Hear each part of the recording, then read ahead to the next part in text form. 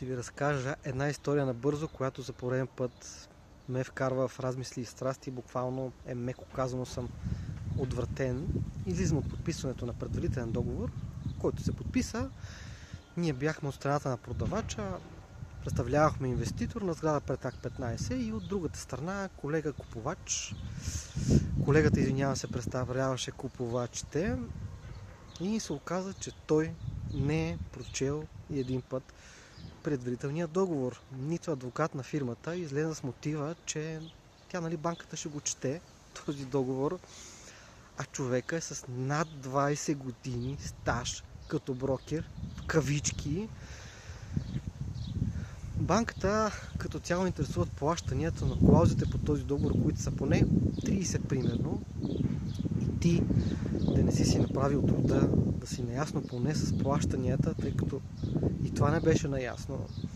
Аз поне няколко пъти му ги казах в личен разговор как ще бъдат плащанията. Не знам каква стойност е дал този човек, според мен нулева, напротив, даже може би е тежест.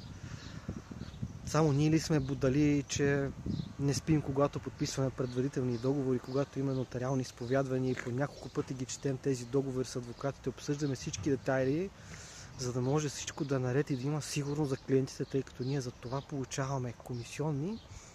А този човек не си направил труда абсолютно нищо да направи по тази сделка. Затова хората ще ни плюват, докато има такива хора, които са с огромен стаж и са над нещата. За жалост, много хора не дават никаква стойност и не се служават каквото е да било заплащане, без значение за коя професия говорим. В случая става въпрос за недвижими имоти и всички се сблъскваме ежедневно с такива случки в абсолютно всяка една дейност. И така. Чао!